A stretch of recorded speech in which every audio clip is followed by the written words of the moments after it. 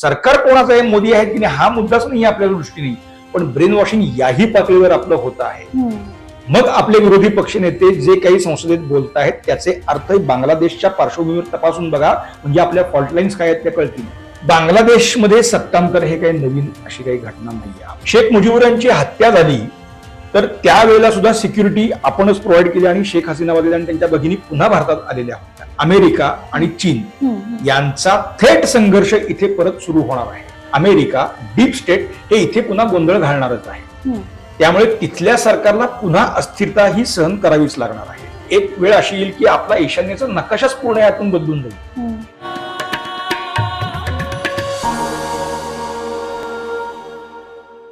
नमस्कार, बखर लाईव्ह मध्ये आपल्या सगळ्यांचं स्वागत. आपण कालपासून बघत आहोत की बांगलादेशामध्ये अराजकता माजलेली दिसते. बांगलादेशातलं सरकार गेलंय, शेख हसीना यांनी राजीनामा दिलाय आणि त्या डायरेक्ट भारतात आल्यात. आता या सगळ्यांचाच बांगलादेशातल्या या अस्थिरतेचा परिणाम भारतावर कसा होणार आहे किंवा एकूणच जगाच्या पटलावर हे सगळ्या कशा पद्धतीने हाताळलं जाणार आहे याविषयी बोलायला आज बखर लाईव्हच्या स्टुडिओमध्ये आपल्याकडे ज्येष्ठ पत्रकार, लेखक आणि आंतरराष्ट्रीय संबंधाचे अभ्यासक गोपाळ जोशी सर आज आपल्यामध्ये आहेत. सर, तुमचं बखर लाईव्ह मध्ये खूप खूप स्वागत. आणि पहिलाच प्रश्न सर, की बांगलादेश बाबत आपण बोलतोय. 15 वर्षाची सत्ता त्यांची होती आणि ती सत्ता उलथून काल त्यांनी राजीनामा दिला आणि अखेर त्यांना भारतात यावं लागलं. मुळात या सगळ्याच संघर्षाला सुरुवात कुठून झाली आणि ही वेळ का आली? नमस्कार, बखर लाईव्हच्या सर्व प्रेक्षकांना माझा नमस्कार. बांगलादेशमध्ये 5 तारखेला म्हणजे काल जे सत्तांतर झालेलं आपल्याला दिसतं आहे, तर याची सुरुवात गेली 2 वर्ष साधारणपणे झालेलीच होती. फक्त त्या घटना अगदी काय सटल लेवलच्या म्हणायला हरकत नाही अशा स्वरूपाच्या होत्या, पण तिथं या स्वरूपाचं या हसीना वाजेद यांचं सरकार हटवण्याचे प्रयत्न हे सुरूच होते. आपल्याला आठवत असेल, आपल्याकडे जेव्हा लोकसभेच्या निवडणुका झाल्या तर त्याच्या काही काळ आधीच बांगलादेशात सार्वत्रिक निवडणुका झाल्या. त्या निवडणुकीच्या आधी सुद्धा म्हणजे अमेरिकेने स्पष्ट भूमिका घेतलेली होती. कुठेही इफ अँड बट्स किंवा अगर मगर असं काही नाही. शेख हसीना वाजेद यांचं सरकार हटवायचं आम्हाला आहे असं अमेरिकी परराष्ट्र मंत्रालयाने जाहीरही केलेलं होतं.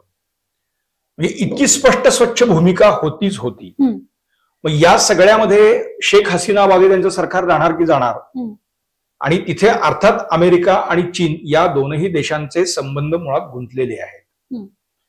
एक आपल्याला त्याची भौगोलिक स्थान आपण लक्षात घेतलं पाहिजे. संघर्ष जो तिथे आता जो आपल्याला बांगलादेशात दिसतो आहे, तर तो संघर्ष हा पहिला भौगोलिक स्थानाशी निगडीत अशा स्वरूपाचा आहे. म्हणजे चीनचा जो युनान नावाचा जो सगळ्यात दक्षिणेचा प्रांत आहे, तर त्याला लागून म्यानमार आहे आणि म्यानमारला लागून बे ऑफ बेंगॉल म्हणजे आपला बंगालचा उपसागर, आणि या बंगालच्या उपसागराच्या सगळ्या सीमा या अर्थात बांगलादेशला लागून आहेत. म्हणजे तिथे आपला काही वरती गेल्यानंतर मणिपूर, त्रिपुरा वगैरे ही राज्य आपली येतात. तर असा एक त्रिभुज प्रदेश बेचक्यातला असा तो आहे.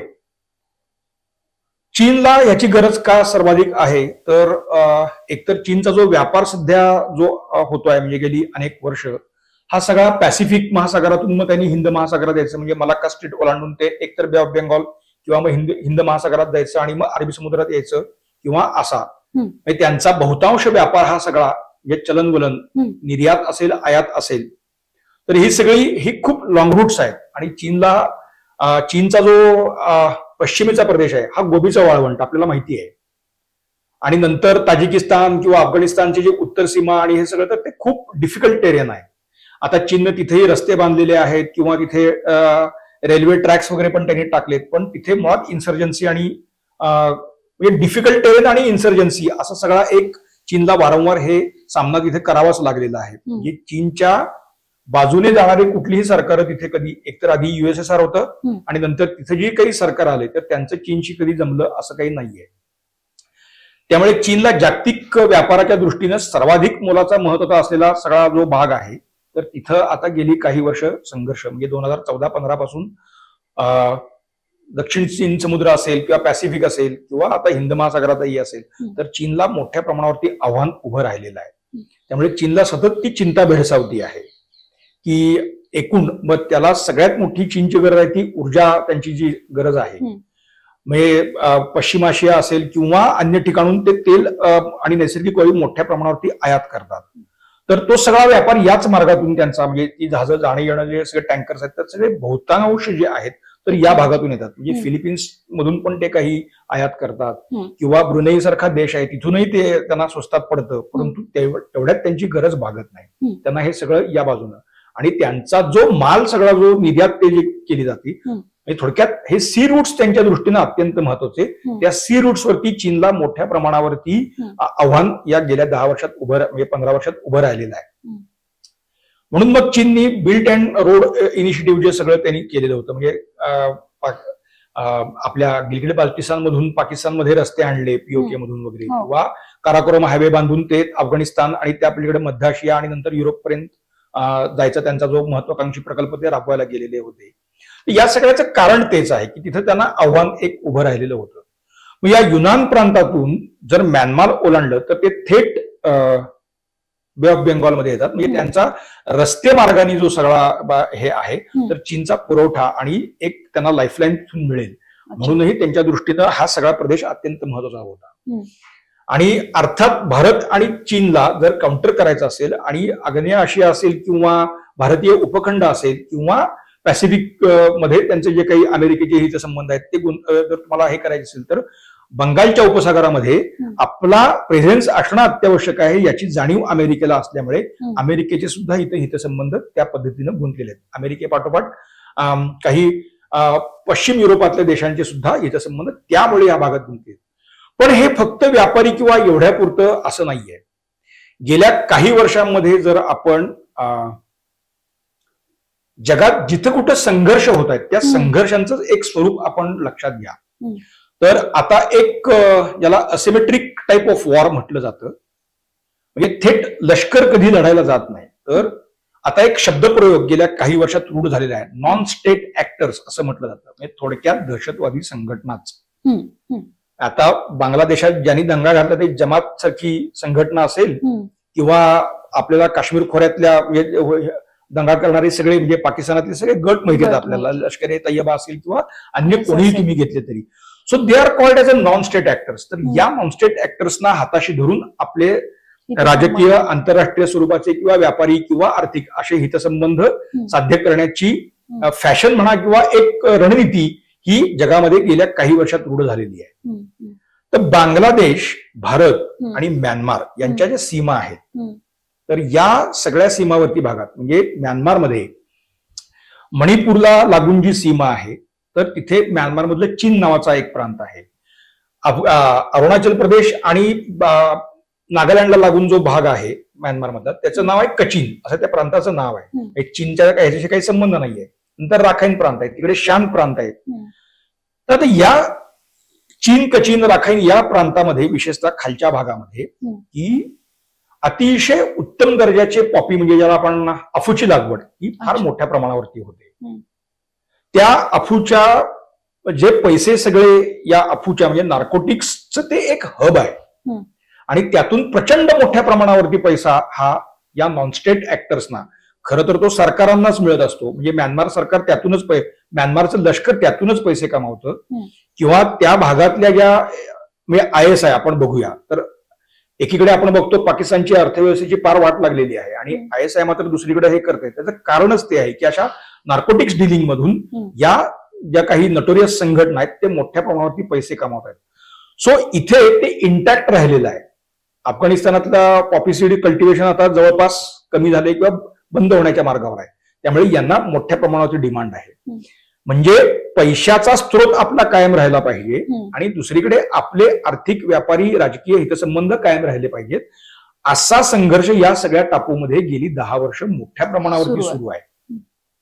बांगलादेशात सत्ता बदल झाला त्याच्या मागचं खरं कारण हे म्हणजे मी जसं म्हणलं जिओ पॉलिटिक्स जे आहे ते हे आहे की त्या सगळ्या प्रदेशावरती आपल्याला का ताबा हवा आहे तर ते नार्कोटिक्स मधून त्याच्यात जनरेशन होतं. नॉनस्टेट ऍक्टर्स ऍक्टिव्हेट केले की तिथे एकदम कुठल्याही देशावर किंवा लष्करावरती तुम्ही त्याचा ठपका ठेवून युद्ध करू शकत नाही, पण न्यूसेन्स व्हॅल्यू वाढत राहते. मग या सगळ्यात गेल्या 15 वर्षामध्ये म्हणजे शेख हसीना वादे त्यांचं सरकार सत्तेवर आलं. अर्थात बांगलादेशचा इतिहास आपण जरा बघूया, म्हणजे पुढच्या टप्प्यात मी आणखी काही गोष्टी सांगेन. पण तिथे 2004-05 नंतर जेव्हा म्हणजे या हसीना वाजेद सत्तेवर आल्या, तर त्याच्यानंतर बांगलादेशामध्ये बऱ्यापैकी राजकीय स्थिरता आली. एक आपल्या मनात जी कल्पना आहे की म्हणजे बेगम खालिदा जिया तर थेट भारत विरोधीच त्यांची भूमिका राहिलेली आहे. पण त्या काहीतरी त्या रॅडिकल लोकांना मदत करतात आणि हसीना वाजेद करत नव्हत्या असं काही नाहीये. त्या उग्र आहेत, या सौम्य आहेत, पण तो एक पगडा या दोनही नेत्यांवरचा काही कमी नाहीये. फक्त हसीना वाजेद यांचा एकूण कार्यकाल आणि त्यांची भूमिका लक्षात घेतली तर त्यांनी कधीही भारताच्या हितसंबंधांना थेट छेद जाईल असं कुठलंही काही भूमिका किंवा कृत्य केलं नाही. हा सगळ्यात आपल्या दृष्टीनं पॉझिटिव्ह असलेला एकमेव घटक आपल्यासाठी होता. मग त्यांच्या काळात आता काय झालं की भारत आणि बांगलादेशच्या सीमा हा एक अतिशय वादाचा विषय होता आणि ते फार गमतीशीर सगळं प्रकरण आहे. म्हणजे की म्हणजे कुठलं गाव ते आहे भारताचं पण ते तशी बघितली सीमा तर बांगलादेशच्या सीमेत आहे. असे खूप प्रदेश होते. तर त्या सीमांचं सलगीकरण झालं. रंगीन आणि तिस्ता या नद्या पिठोरगड म्हणजे उत्तराखंडातून वाहून ते येतात. पैकी तिस्ता ही मोठी नदी आहे. मेघना, गंगा, ब्रह्मपुत्रा अशा ज्या मोठ्या नद्या आहेत तिस्ता ही एक मोठी नदी आहे. तर तिस्ता नदीच्या पाणी वाटपाचा एक विषय हा गेली अनेक वर्ष सुरू होता. मोदी सरकारच्या काळामध्ये हसीना वाजेद आणि म्हणजे भारत सरकार आणि बांगलादेश सरकार यांनी बसून तो विषय सोडवला. आता तिस्ता नदीवरती मोठ्या प्रमाणावरती जलविद्युत प्रकल्प आणि त्यांचं काही विस्तारीकरण आणि काही ठिकाणी त्यांना पुन्हा धरणं बांधायची आहेत. तर त्याचं काम हे चीनला मिळावं यासाठी चीन अत्यंतिक प्रयत्न करत होता आणि ते काम आम्ही भारताला देणार ही भूमिका हसीना वाजेद यांनी घेतलेली होती. हसीना वाजेद काही दिवसांपूर्वीच भारतात येऊन नाही काही दिवसांपूर्वीच चीनला गेलेल्या होत्या. आता कुठल्याही देशाचा प्रमुख दुसऱ्या देशात गेल्यानंतर त्याला एक प्रोटोकॉल असतो. त्या प्रोटोकॉलनुसारच त्याला सर्व वागणूक दिली जाते. मग त्याच्याशी राष्ट्रप्रमुख किंवा त्या दर्जाचे अधिकारी, नेते, मंत्री हे भेटत असतात. आता हसीना वाजेद ज्या वेळेला चीनला गेल्या तर त्यांना असा प्रोटोकॉलच मुळात मिळाला नाही. त्याच्यानंतर शी जिनपिंग चीनचे अध्यक्ष त्यांनी त्यांची भेट नाकारली. त्यांनी उपमंत्री वगैरे दर्जाचे लोक यांच्या भेटीला पाठवले आणि ते लक्षात आल्यानंतर ऑल ऑफ ए सडन अगदी 2-4 तासात म्हणायला हरकत नाही शेख हसीना वाजेद यांनी तो नादच सोडला. चीनमधून त्या ताबडतोब बांगलादेशात परत आल्या आणि भारताला तिस्ता जे हे देणारच आहे तर त्यांनी तो करार अंतिम पण केलेला होता. चीनकडे त्यांची मागणी होती की त्यांना काही अब्ज डॉलरची मदत त्यातून मिळावी. पण त्याने अगदीच तोंडाला पानं पुसली की आम्ही तुम्हाला काही $1 बिलियन मध्येच देऊ वगैरे वगैरे. थोडक्यात की हसीना वाजेद यांनी भारताच्या बाजूने घेतलेल्या भूमिकाला चीनची मान्यता नाही हे तिथं त्यांना वेगवेगळ्या पद्धतीने पण कृतीतून दाखवून दिलं गेल्यामुळे त्या संतप्त झाल्या आणि त्या परत आल्या. आणि त्या परत आल्यानंतर लगेच इथे आरक्षण हा मुद्दा पेटलेला आहे. ह्या आपण तो भाग थोडा लक्षात घेतला पाहिजे. अप्रत्यक्षरित्या चीनचा आणि पाकिस्तानचाही काही अंशी ह्या सगळ्या गोष्टीला म्हणजे कारणीभूत ही दोन देश ठरली का? नाही, हे पाकिस्तान आणि ISI ते नाचतं आहे परंतु त्यात तेवढं तथ्य नाही. हा ISIनी याच्यात काही भूमिका, कारण हे जे रॅडिकल इस्लाम जे आहे तर त्यांना सगळं मुटक करण्याचं जे काम आहे ते चीननं ISIच्या मार्फत करून घेतलेलं आहे. हे आत्ता तिथे ज्या घटना सुरू आहेत त्याच्यावरून दिसते. परंतु सर्वस्वी काहीतरी ISIनी केलं असं नाही. एक हसीना वाजेद यांची तुम्हाला मी एक गोष्ट सांगतो. म्हणजे त्यांना विरोध का पद्धतीनं होत होता. साधारण कोरोना काळामध्ये म्यानमार सीमेला लागून बांगलादेशचा जो भाग सगळा येतो तो खरं तर डिफरंट टेरेन आहे. म्हणजे जिथे चहाचे मळे किंवा हे असं अतिशय उत्तम दर्जाचं होऊ शकतं. तर त्या परिसरामध्ये एक AJFC नावाची एक संघटना आहे. आता त्याचं आपण नावही कधी ऐकलेलं असणार नाही. ते खूप असं ते काहीतरी वेगळं नाव आहे. पण त्या संघटनेनं ते जमातशीच रिलेटेड असलेले पण ते जास्त आणखी थोडे कट्टर असे. तर त्यांनी त्या परिसरातलं एक गाव जे आहे ते स्वतंत्र झालंय अशी घोषणा केली आणि आता शरिया लागू आम्ही केलेला आहे. थोडक्यात बांगलादेश सरकारलाच त्यांनी आव्हान दिलं. तर ती घटना लक्षात आल्यानंतर ताबडतोब हसीना वाजेद यांनी त्या ठिकाणी लष्कर पाठवलं आणि तो संपूर्ण म्हणजे जो या AJFC संघटनेचा तळ होता तो पूर्ण उद्ध्वस्त करून टाकला. त्याचे 2 म्होरके जे आहेत ते पळून गेले म्यानमारमध्ये.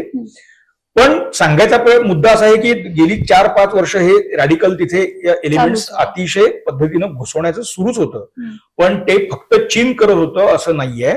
तर अमेरिका, CIA, जे विशेषतः CIA आणि CIA साठी ISI हा एकमेव फॅक्टर नाही. There are more other elements की ते सगळं हे रॅडिकलिस्ट जे आहेत तर ते त्यांना मुटप करता येईल. मग त्याच्यातला एक सगळ्यात महत्वाचा भाग असा होता की इथे आपल्या डोळ्यासमोर काय येतं की ते इस्लामिक रॅडिकलिस्ट वगैरे, तर तसं नाहीये.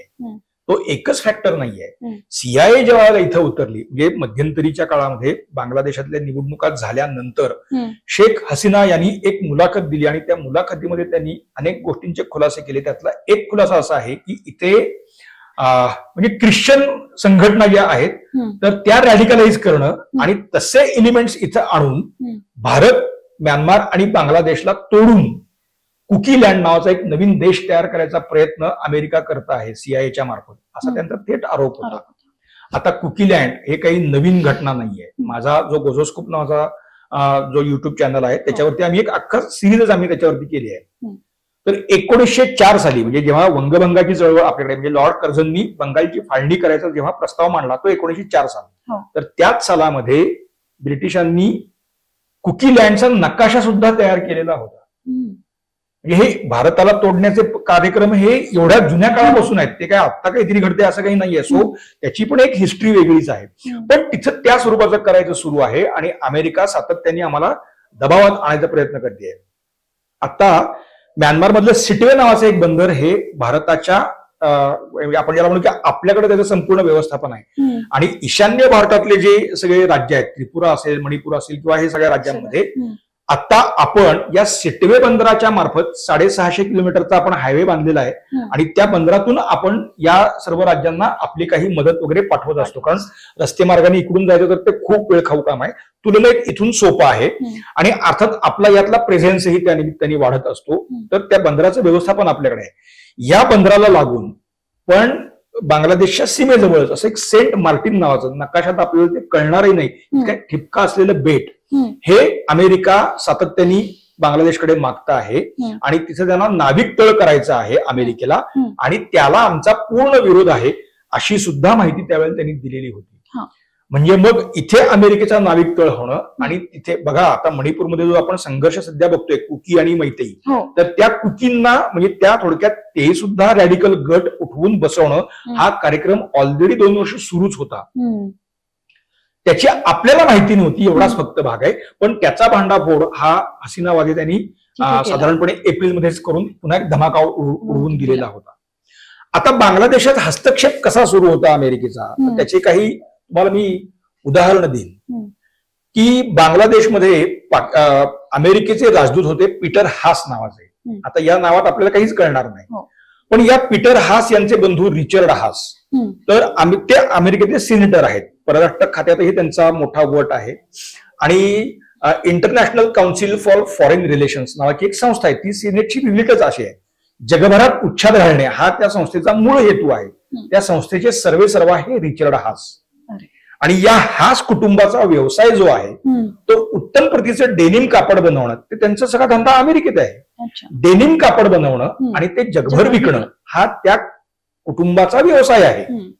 आता अशा व्यवसायातला एक माणूस बांगलादेशचा राजदूत होतो, याला आपल्याला एरवी कळणार नाही, पण बांगलादेशची अर्थव्यवस्था ही सगळी आहे ती टेक्स्टाईल वरती आहे. तर बांगलादेशच्या अर्थव्यवस्था मोडीत काढायची म्हणजे टेक्स्टाईल डब्यात घाला, त्या धंद्यातला बरोबर माणूस इथे आणून बसवला गेला आणि त्याचा वापर हा सुरू झाला. म्हणजे इतकी थेट हस्तक्षेप. बरं, आता आपण बांगलादेशात आत्ता हे घडलं असं बघतो आपण. थोडं 1 महिना या म्हणजे 5 तारखेच्या आधी 1 महिना आपण मागे जाऊन बघू तर आपल्याला या बातम्या वारंवार दिसतील की ढाका असेल, चितगाव असेल किंवा त्या सगळ्या परिसरातल्या 4 मोठ्या टेक्स्टाईल कंपन्यांमध्ये आगी लागल्याच्या घटना आहेत. मग त्या का लागल्या त्याचा तपास कधीच झाला नाही, म्हणजे ते कळलंच नाही. पण असे जे काही युनिट्स आहेत तर ती पेटवली जाणं म्हणजे अनरेस्ट तो त्या पद्धतीचा तिथे होताच, तो मुटप होत नव्हता. आता तो आरक्षण हा एक वेगळा मुद्दा आणून म्हणजे सामग्री होतीच, ते करणारे फक्त हाच स्थानिक होते, पण डोकी जी आहेत ती अमेरिकेचंही होतं आणि चीनचंही होतं. फक्त हुज गोइंग टू हेड तर आता जे काल सरकार संध्याकाळी बांगलादेशच्या म्हणजे आता जे लष्कर प्रमुख आहेत तर त्यांनी आम्ही अंतरिम सरकार स्थापन करतो आहे अशी घोषणा त्यांनी केली आणि त्या सरकारमधले जे सगळे घटक त्यांनी दाखवलेले आहेत. डॉक्टर सलीमुद्दीन अशा नावाचा एक तो हंगामी अध्यक्ष असेल, ते लष्कराचे रिटायर्ड अधिकारी सुद्धा त्यात काही आहेत. तर त्यांच्यामध्ये एक डॉक्टर भट्टाचार्य नावाच्या एक बाई सुद्धा आहे. मग आता हे लोक कोण आहेत याचा जर शोध घेतला तर आपल्याला ते आणि युट्यूब आपल्याला गुगल किंवा इकडे आपल्याला त्यांचे हे सुद्धा कळू शकतील. तर त्याच्यातला एक सगळ्यात महत्वाचा भाग आहे, हे सलीमुद्दीन किंवा ही मंडळी ही मार्क्सिस्ट लेनिनिस्ट आहेत. CIA हा मार्क्सिस्ट लेनिनिस्ट तिथे आणणारच नाही. थोडक्यात म्हणजे या बांगलादेशच्या लष्करातल्या एका गटाला हाताशी धरून चीननी हा डाव साधला आणि इथे अमेरिका आता बॅकफुटवर आपल्याला आलेली आत्ता दिसते आहे. सर, अमेरिकेचं ठीक आहे बॅकफुटवर आली आहे, पण हे सगळं जे सत्तांतर घडलं किंवा ही सगळी अस्थिरता आहे, भारताचे आणि बांगलादेशचे जे संबंध आहेत ते द्विपक्षीय राहिलेत आणि मैत्रीपूर्व संबंध राहिलेत. आता याचा इम्पॅक्ट, ही जी अराजकता माजली किंवा अस्थिरता आली आहे, तर भारतावर काय दिसतोय तुम्हाला?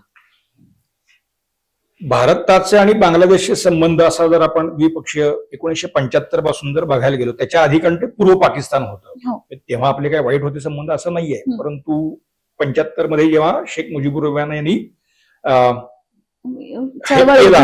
एक म्हणजे 71 मध्ये बांगलादेश स्वतंत्र झाला आणि तो जेव्हा स्वतंत्र झाला त्यानंतर त्यांना काही फार कालखंड मिळाला अशातला भाग नाही, पण मुजीबुर रहमान यांना भारताने मोठ्या प्रमाणावर मदत केली होती आणि he was very grateful to that. म्हणजे हे मुजीबुर रहमान कुटुंबच अख्खं, त्यावेळेला शेख हसीना त्यांच्या भगिनी त्यांना भारताने इथे आपल्याकडे आश्रय पण दिलेला होता. शेख मुजीबुर यांची हत्या झाली तर त्यावेळेला सुद्धा सिक्युरिटी आपणच प्रोव्हाइड केली आणि शेख हसीना वगैरे आणि त्यांच्या भगिनी पुन्हा भारतात आलेल्या होत्या. म्हणजे तो एक धागा या ह्याच्यात आपण विसरून चालणार नाही. बांगलादेशमध्ये सत्तांतर हे काही नवीन अशी काही घटना नाहीये. आपण त्याच्यासाठी काय घाबरून जावं असं काहीच खरं तर कारण नाहीये.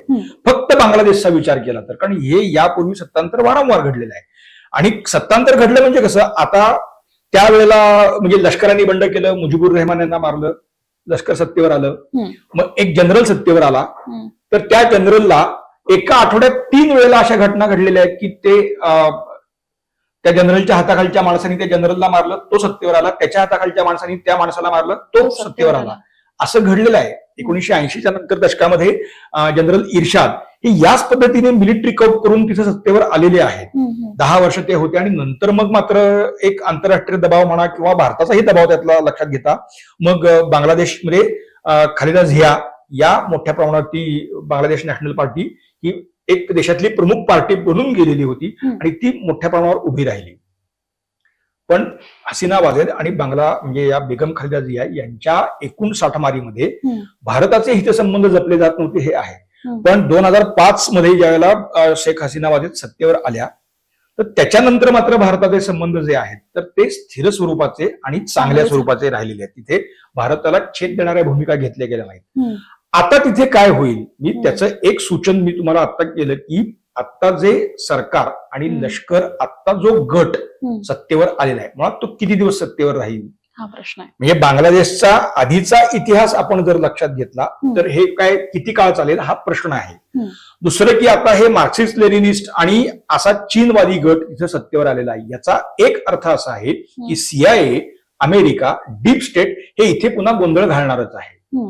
त्यामुळे तिथल्या सरकारला पुन्हा अस्थिरता ही सहन करावीच लागणार आहे. तिसरी गोष्ट अशी आहे की बांगलादेशची एक अडचण अशी आहे, त्यांची दक्षिण सीमा म्हणजे समुद्र आहे, उत्तरेला भारत आहे, पश्चिमेला भारत आहे. म्हणजे तुम्ही कुठेही गेला तरी म्यानमार आणि भारत हे त्यांचे आहेत. म्हणजे चीनला सुद्धा हे सगळं क्रॉस करून यावं लागणार आहे.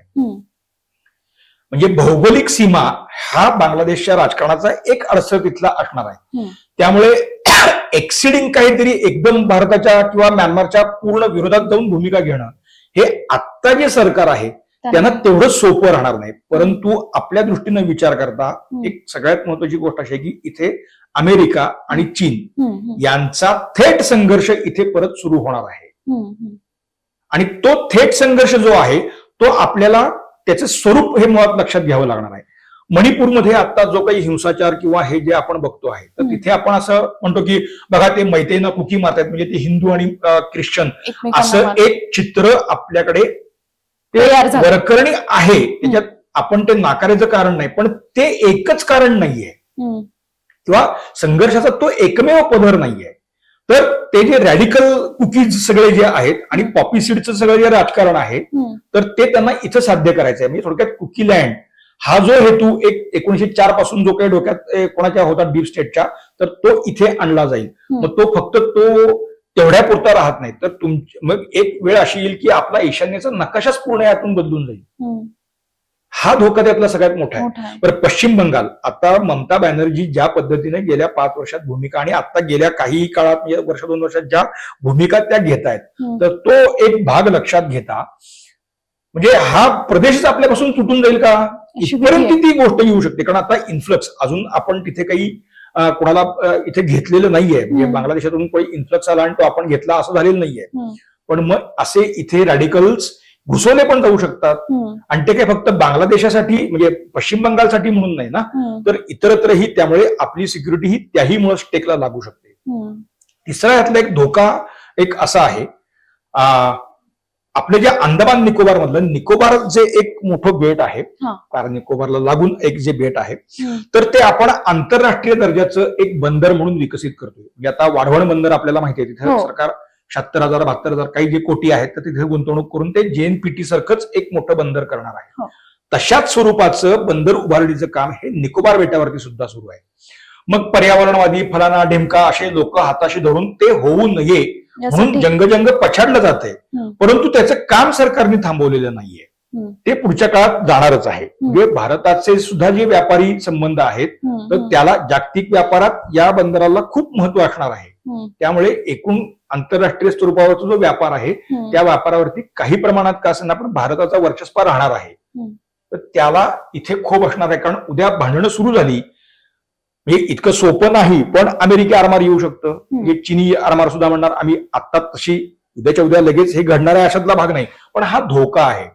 म्हणजे हे जे आपला बे ऑफ बेंगॉल हा जो सगळा परिसर तुलनेने शांत होता, तो खाली जो काही मलाक्का स्ट्रीट मध्येच फक्त काही संघर्ष म्हणा किंवा ते हे होतं, वरचा सगळा टापू हा बऱ्यापैकी शांत होता. तर तिथं आता लष्कराला आपल्या नेव्ही असेल किंवा अंदमानमध्ये युनिफाईड कमांड आहे, तर या सगळ्या परिसरामध्ये आता एक अशांततेचं वातावरण कायम राहणार आहे. आणि एक दुर्दैव असं आहे की म्हणजे आपण आपली डेमोग्राफी नीट लक्षात घेतली तर भारतात सुद्धा मग अशा फॉल्ट लाईन्स खूप आहेत. त्या फॉल्ट लाईन्सचा वापर करून आपलं म्हणजे स्टेट ऑफ इंडिया किंवा भारत देश अस्थिर करण्याचे प्रयत्न मोठ्या प्रमाणावरती होणार. मग तो त्यांचा बांगलादेशात आता जे काही घडलं किंवा घडतं आहे त्याचा नीट अभ्यास केला तर आपल्याकडे काय स्वरूपाचे डाव टाकले जाऊ शकतात हे त्यातून स्पष्ट होतं. मग आरक्षणावरून तिथे दंगा झाला, आपल्याकडे झालंच की नाही, पेटलेलाच आहे महाराष्ट्र. म्हणजे असं नाही, हे अशा पद्धतीचे हे घेऊन काही फॉल्स नॅरेशन आपल्याकडे आणायचा प्रयत्न सुरू आहे. ते फॉल्स नॅरेशन आपण मुळात हाणून पाडलं पाहिजे. ह्या सगळ्यात महत्वाचं आहे. एखादी गोष्ट चूक आहे तर ती चूकच आहे म्हणायला पाहिजे. मग ते सरकार कोणाचं आहे, पक्ष कुठला आहे हा मुद्दाच असता कामा नये, पण तसं होत नाही. फॉल्स नरेशनचं तुम्हाला मी एक उदाहरण सांगतो. म्हणजे कुठेपासून सुरू होते आणि हे का आणलं जातंय. आता भारतीय जनता पक्षाला संसदेमध्ये म्हणजे लोकसभेमध्ये 240 जागा आहेत आणि नितीश बाबूंचा पक्ष आहे किंवा चंद्रबाबूंचा पक्ष आहे किंवा हे सगळे. पण मग त्यांनी निवडणुकीपूर्वी युती केली होती ना, युनिफाईड म्हणून ते एक युनिट म्हणून ते निवडणुकीला सामोरे गेलेले होते. मग त्या सगळ्या युतीला बहुमत आहे की नाही, आहे. पण नॅरेशन काय आणलं जातंय, अल्पमतातलं सरकार. कुठं अल्पमतातलं सरकार आहे, म्हणजे इथं पासून ब्रेन वॉशिंग आपलं होतं आहे. सरकार कोणाचं आहे, मोदी आहेत की नाही हा मुद्दाच नाही आपल्या दृष्टीने, पण ब्रेन वॉशिंग याही पातळीवर आपलं होत आहे. मग आपले विरोधी पक्षनेते जे काही संसदेत बोलत आहेत त्याचे अर्थ बांगलादेशच्या पार्श्वभूमीवर तपासून बघा, म्हणजे आपल्या फॉल्ट लाईन्स काय आहेत त्या कळतील. मग आपल्याला ते मान्य आहे का, बांगलादेशच्या वाटेनं आपल्याला जायचं आहे का, हे आपल्याला ठरवावं लागेल. हे कटू असलं तरी हे सत्य सुद्धा आपल्याला स्वीकारावं लागेल. सर, एकूणच भारताच्या आजूबाजूचे जे देश आहेत तिथे सगळीकडेच अराजकता दिसते. श्रीलंका असेल, आता आपण बांगलादेश बद्दल बोलतोच आहे, पाकिस्तानमध्ये तीच परिस्थिती आहे. काय नेमकी ही सगळीच म्हणजे भारताच्या शेजारी राष्ट्रात हे नेमकं काय काय घडतं हे सगळं काय? भारताच्याच बाबतीत असं घडतंय असं नाहीये. हे जगभर तुम्ही जर बघायला गेलात तर आता युक्रेन युद्धावरून जो काही हे सुरू आहे, मग त्याचे इकॉनॉमिक फॉलोआउट्स काय पद्धतीचे आहेत, आता पश्चिम आशियामध्ये जो संघर्ष सुरू आहे त्या संघर्षाचं स्वरूप काय आहे, या सगळ्या ठिकाणी भारताची परीक्षा होणारच आहे. याच्यात काही म्हणजे आपल्या दारात ते होते की नाही हा भाग नाही, पण याच्यातही काही पॉझिटिव्ह पण आपल्या बाजूने आहेत. म्हणजे बांगलादेशमध्ये सत्तांतर आत्ता झाले म्हणून, पण हा भाग थोडा आपण मागे येऊन बघू तर पाकिस्तानची साधारणपणे आर्थिक वाट लागलेली आहे, राजकीय संपूर्ण स्थैर्य संपून गेलेलं आहे. तो देश एक राहणार की नाही इथपासूनच प्रश्न अनेक निर्माण झालेले आहेत. म्हणजे पीओके मध्ये किंवा गिलगिट बाल्टिस्तानमध्ये अनरेस्ट मोठ्या प्रमाणावरती आणि तिथे आंदोलनं वारंवार होत आहेत, ते आपण पाहतोच आहे. म्हणजे एका परीने तो भाग त्यांच्याकडून तुटून जाईल असं मानलं जातं. पण असं खैबर पख्तूनख्वा प्रांतातही आहे, तो प्रांत आता पाकिस्तानी लष्कराच्या हातातून जवळपास गेलाय की काय किंवा त्याचा बराचसा भाग गेलाय की काय अशी परिस्थिती आहे. मग पाकिस्ताननी एकेकाळी स्ट्रॅटेजिक डेप्थची गोष्ट मांडली होती, म्हणजे अफगाणिस्तान हा आमची स्ट्रॅटेजिक डेप्थ असेल असं ते सांगायचंय. आज तोच अफगाणिस्तान पाकिस्तानना करतो आहे. म्हणजे एका बाजूने आपली पश्चिम सीमा जी आहे ती बऱ्यापैकी रिलॅक्स होत असताना इथं हे संकट उभं राहणं म्हणजे बांगलादेशच्या रूपाने हे सर्वात गंभीर आहे. कारण एका ठिकाणी रिलॅक्सेशन मिळत असताना इकडं असं काही होणं आणि पाकिस्तानच्या सीमेच्या किंवा तो जो संघर्ष आहे तो आपल्याला नॉन संघर्ष होता. आता इथून येणारे जे नॉन स्टेट ऍक्टर्स असतील, कारण या सीमा वेगळ्या आहेत. पाकिस्तान भारत ही सीमा, त्या सीमा त्याचं स्वरूप ते पूर्ण वेगळं, इथल्या सीमांचं स्वरूप वेगळं आहे. त्यामुळे तोही एक भाग आपल्याला लक्षात घेता येईल. श्रीलंकेमध्ये अनरेस्ट होती पण ती बऱ्यापैकी कर्टेल झाली. तिथे आता श्रीलंकई सरकार आणि नागरिक तर ते पुन्हा भारताच्या बाजूने उभे राहिले. म्हणजे मध्यंतरीच्या काळामध्ये आपण बातमी वाचली असेल किंवा आता आपले पर्यटक जातात त्यांना येणारा अनुभव सुद्धा ते सांगू शकतील की रुपया हे आपलं चलन श्रीलंकेने स्वीकारलेलं आहे. म्हणजे तिथे आता पुन्हा चीनच्या विरोधात भूमिका तयार होती, झालेलीच आहे. म्हणजे खरं तर सेटबॅक चीनला तिथे बसलेला होता. मालदीवमध्ये काय घडलं आपण बघितलं, चीनच्या नादी लागले, पण आता पुन्हा ते भारताच्या बाजूने उभे राहायला लागले आहेत. असाच तालिबान सारखा एक घटक हा आपल्या कूटनीतिक किंवा परराष्ट्रीय धोरणातून आपण आपल्या बाजूला वळवून घेतलेला आहे. म्हणजे एका बाजूनं आणि मध्य आशियातले म्हणजे काही देश असतील, आता अझरबैजान आपल्या बाजूने नाही पण आर्मेनिया आपल्या बाजूने उभा आहे, तसंच युएई, सौदी अरेबिया असे सगळे जे देश आहेत तर त्या भारताची आणि त्यांच्या भूमिकांमध्ये आता संघर्षाची भूमिका आता तशी राहिलेली नाहीये. म्हणजे भारताच्या भूमिकांना पूरक अशा स्वरूपाच्या भूमिका या ठिकाणी घेतल्या जात आहेत. हे सुद्धा चित्र आपल्याला एका बाजूने दिसेल. म्हणजे काही पॉझिटिव्ह जे आपल्या बाजूनी उभे राहत होते तर त्याच्यामध्ये आता एकदम बांगलादेशातल्या सत्तांतरामुळे पुन्हा इक्वेशन्स बदलणार आहेत. म्हणजे एकाच बाजूला आपल्याला जे कॉन्सन्ट्रेशन करावं लागणार होतं ते पुन्हा आता चारही दिशेने आपल्याला कॉन्सन्ट्रेशन करावं लागणार आहे. आणि हे करत असताना जसं मी तुम्हाला आता म्हणलं की आपल्या पॉटलाईन्स त्या वाढता कामा नयेत, उलट तिथे आपण एकसंध आपण जगासमोर जाणं ही आपली आजची गरज असणार आहे. कारण आपण एकसंध राहिलो तर मग या सीमा किंवा या सीमा भागातले संघर्ष हे मुळात नंतर ड्रायडाऊन होऊ शकतात किंवा कालांतराने ते तोडगेही निघू शकतात. पण आपल्या फॉल्ट लाईन्समुळे आपण शत्रूला संधी आपण देता कामा नये. ही बांगलादेशचा सगळ्यात मोठा धडा आपल्यासाठी आहे तो हा आहे. आणि आपल्यावरती काय प्रयोग होत होते निवडणुकीच्या काळातही ज्या पद्धतीनं फॉल्स नॅरेशन आणलं गेलं ते का आणलं गेलं बांगलादेशात जे झालं त्याचे अर्थ इथे आपल्याला लागू शकतात. म्हणजे हे कोणाला कडवं वाटेल पण हे काही एक सत्य आहे ते स्वीकारायची तयारी आपण ठेवली पाहिजे.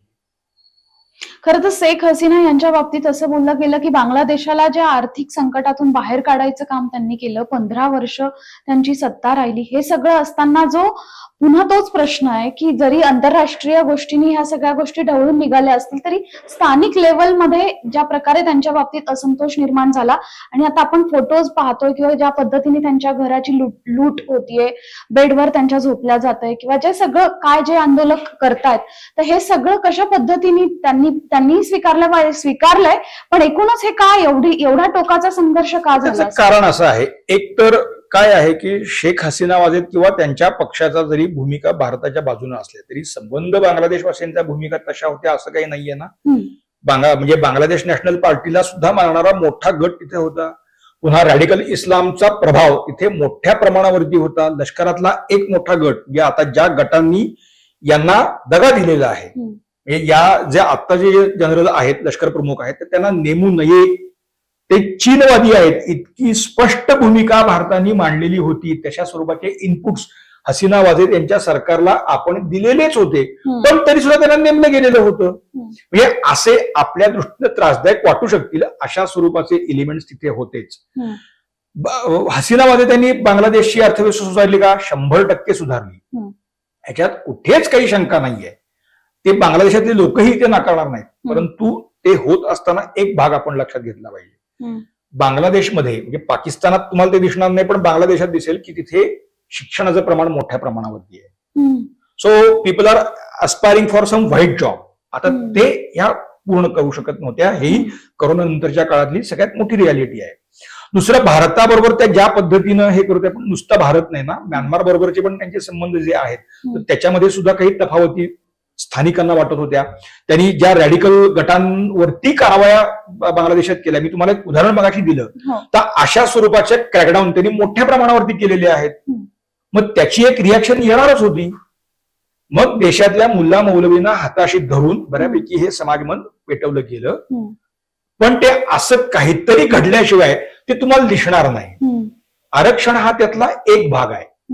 आणि गंमत म्हणजे शेख हसीना वाजेद बीजिंगहून परत आल्या त्याच दिवशी बरोबर इथल्या उच्च न्यायालयाने निकाल दिला की जे आरक्षणाचा निर्णय यांनी रद्द केला, म्हणजे वाढवायचा हे केलेला होता, तो आम्ही रद्द करत आहोत. तो 9% आम्ही करत आहोत. आणि त्याच्यावरून फ्लेअर अप तो कसा आहे की आम्ही पेट्रोल आणलंय, केरोसिन आणलंय, सगळं होतं, फक्त काडी लावायचा, तो ती काडी त्या दिवशी बरोबर लावली गेली. बरं, ते आंदोलन सुरू झाल्यानंतर लगेच सत्तांतर नाही झालं, त्यालाही 8-10 दिवस जावे लागलेले आहेत. म्हणजे ते मुटप जे करणं आहे ते पहिल्या दिवशीही मुटप झालं नाही, हे आपण विसरतोय. सो हे एक्सटर्नल फोर्सेस तर ते अचानक कुणीतरी आले असं नाहीये. संतप्त जमाव किंवा हे दंगा करणारे एक म्हणजे बांगलादेशची लोकसंख्या लक्षात घेता एक काय 10-5 लाख लोक असतील, पण बाकीचे नव्हते ना तसे. पण हे सुद्धा रस्त्यावर उतरवले गेलेले आहे. आणि मग श्रीलंकेतही आपण बघितलेलं आहे. पाकिस्तानमध्ये लाहोरमध्ये 9 तारखेला म्हणजे 9 मेला जे झालं, लाहोरचं ते कमांडरचं घर पेटवलं गेलं, तिथे ह्या घटना होत्या. सो ते करणारे थोडे असतात, पण मग हे करायचं म्हणजे भय निर्माण करणं समाजामध्ये, हा त्यातला एक मोठा हे असतो. आरक्षणाचा मुद्दा काही तो त्यांना हाताळता आला असता अशातला भाग नाहीये, पण त्यातही एक गोष्ट अशी आहे की लष्करांनी आणि लष्कर प्रमुखांनी यांच्याशी कन्सल्टेशन करताना घेतलेली भूमिका आणि न्यायालयात मांडलेल्या भूमिकेत पुन्हा विसंगती होती, तेही आता निदर्शनास येते. म्हणजे come what may Hasina Wazed यांना घरी घालवायचं आहे या भूमिकेवरती लष्करातला हा जो आता जनरल आहे त्याचा गट ठाम होता. त्यामुळे त्यांनी ते बरोबर 10 दिवसात मुटप करून लोक रस्त्यावर आणले आणि त्यांनी हे करून दाखवलं. ते अचानक घडलं असं नाहीये. आणि लोकांना, बांगलादेशातल्या लोकांना सुद्धा मनापासून सगळं हे हवं आहे असे सुद्धा ह्याच्यात काही शंका यावी अशी परिस्थिती आहे. पण आता हे घडलेलं आहे आणि 5 ऑगस्टला हे घडलंय. हे आपण मला वाटतं विसरता कामा नये. 5 ऑगस्ट ज्या दिवशी भारताने 370 हटवलं, हे अशा काही तारखा किंवा अशा काही गोष्टी असतात तर त्या आपण नीट लक्षात घेतल्या पाहिजे. म्हणजे हे मेसेजिंग सुद्धा असतं एका परीने. आता बातम्या येत आहेत की बांगलादेशमध्ये हिंदूंवरती अत्याचार होत आहेत किंवा हे होते वगैरे, ते होणार आहे, त्याच्यात काही वाद नाही.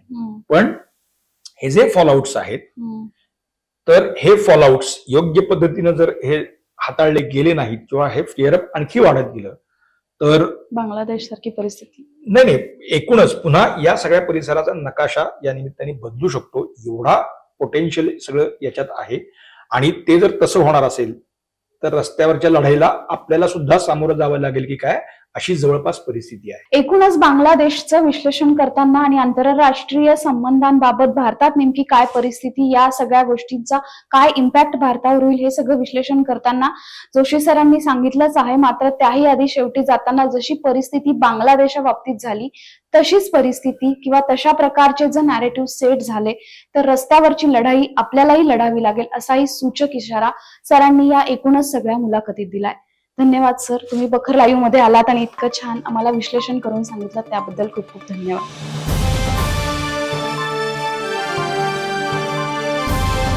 समाजकारण, प्रशासन आणि राजकारणातल्या अचूक विश्लेषणासाठी बखर लाईव्हच्या सोशल मीडिया प्लॅटफॉर्म्सना लाईक, फॉलो आणि सबस्क्राईब करा.